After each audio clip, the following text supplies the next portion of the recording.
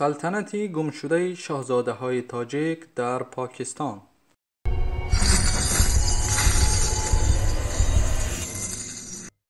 در عصر 12 شاهزاده‌های تاجیک در قلمرو امروزه پاکستان و افغانستان یک سلطنت بزرگ تأسیس دادند که زیاده از 300 سال وجود داشت.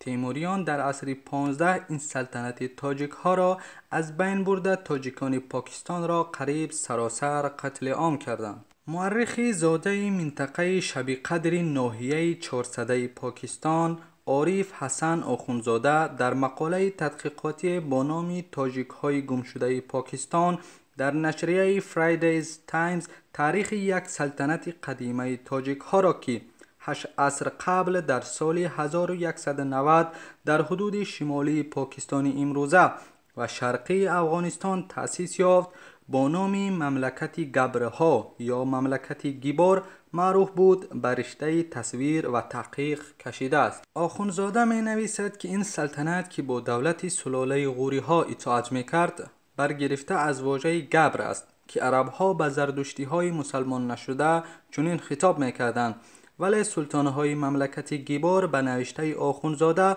مسلمان بودند و فقط این که سر رشته اجداد خود را به کوروش کبیر اساسگزار سلطان بزرگ ایرانی باستان حساب می‌کردند. سلطان های مملکت گیبار در تاریخ به دلیل در شهر منگلوری وادی سوات جایگیر شدن پایتختشان با نام سلطان های سوات و با دلیل دستاوردهایشان در تصرف سرزمین های نو همچنین با نام سلطان های جهانگیر معروف بودند. عارف حسن آخوندزاده می نویسد که مملکت گیبار در زمان تأسیسش یعنی در سال 1190 از سوی دو برادر سلطان بهرام و سلطان پاکحال اداره می شد. این دو سلطان وارثان خانواده پادشاهان تاجیک بودند که در وادی مشهور پیج در ولایت کنر افغانستان امروزه حکومت می راندند. مملکت گیبار بزرگترین قلمرو تابع سلطنت غوری ها و سلطنت بعدی تیموریان هند شمرده می شد. قلمرو آن از کابل و کوههای هندوکش تا قراقرم و دریای ژلوم دامن گسترده بود. آخوندزاده می نویسد که از حدود امروزه پاکستان منطقه های با جوهر، مهمند، خیبر، کرم، دیر، چترال، بلور، کوهستان، سوات، بونیر، ملاکند و وادی پشاور و همین طور در ساحل چپ رود هند منطقه های 400 مردان، سوابی قلمروهای هزاره‌نشین تابع این سلطنت تاجیک ها بودند. از حدود افغانستان امروزه منطقه های واقع در غرب کوههای سلیمان، کابل، کپیسا، لغمان، کنب، بدخشان، ننگرهار و لوغر نیز به نوشته آخوندزاده تا زمان یورش امیر تیمور لنگ نیز همه به قلمرو زیر دست شاهزاده های تاجیک از مملکت گیبار می درآمد. آخوندزاده می نویسد سلطان بهرام پایتختش را در روستای پپین در زیر سفیدکوه در ننگرهار درست کرده بود، اما برادر او سلطان پاکحال شهر منگلور را در وادی سوات در آن سوی رود ژلوم را به حیث پایتخت انتخاب کرده بود.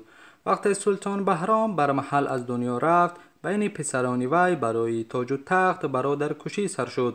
سلطان پاکحال مجبور شد با برادرزاده هایش به خاطر برقرار کردن ترتیبات وارد جنگ شود.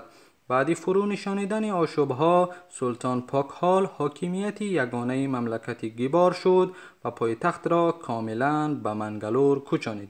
در سال 1342 سلطان گیبار شاه میر که بعدها نام سلطان شمس الدین را گرفت منطقه های کشمیر هند را نیز شامل قلمرو مملکت خود کرد. در زمان سلطان شمس الدین مملکت گیبار کاملا مستقل شد و با شرف سلطان پاکحال نام پاکل سرکار را گرفت. این مملکت را همچون سلطنت سوات نام می بردند. این سلطنت به تدریج همه قلمرو سلطنت قبلی گندهر را که دولت قدیمی پشتونها شماریده می شد فرا گرفته است.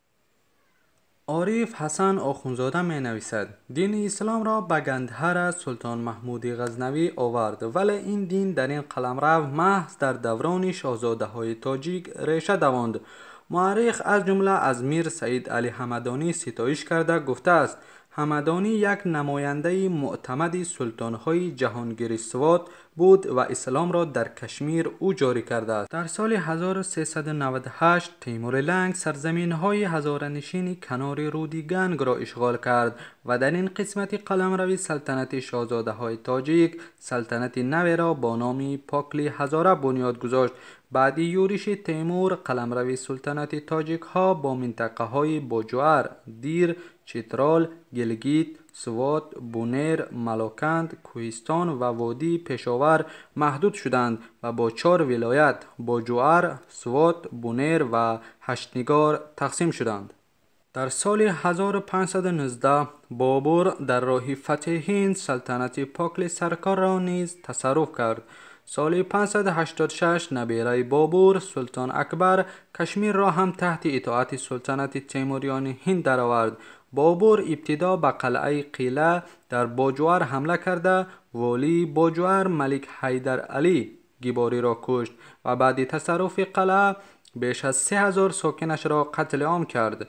بابر سپس با ایجاد توطئه والی هشتنگار میر هندا دهقان را از تخت برکنار کرد و با همین سلطنت شاهزاده های تاجیک در پاکستان تقریبا پایان یافت. آخوندزاده می نویسد تیموری ها در این سرزمین ها قبیله های پشتو از قبیله یوسفزی را مکان دادند و تاجیک های مقیمی این منطقه که همچون تاجیک های شلمانی یا تیراهی معروفند از سوی تیموری ها بخصوص از جانب میرزا اولوق که عمک بابر والی کابل بود قتل عام شدند و آنهایی که جان به سلامت بردند و منطقه های کوهستان پناه آوردند. مورخ پاکستانی می نویسد تاجیک های بازمانده از مملکت گیبار تا حال در پاکستان هستند که با زبان هندکا حرف میزنند و آنها را سواتی میگویند. عارف حسن آخوندزاده در خلاصه مطلبش می افزاید که هرچند تاجیک های پاکستان در بین پشتون ها حذف یا گم شدن ولی تحقیقات های انجام شده و حتی تشخیص های ژنتیکی نشان می دهد که برخی از قبیله های پشتو از جمله قبیله های سربانی و قبیله غلچی ریشه های روشن تاجیکی دارند و ظاهراً بازمانده های آن تاجیک های شلمانی اند که در 8 از قبل در حدود پاکستان امروزه یک سلطنت بزرگ شاهزاده های تاجیک را بنیاد کردند.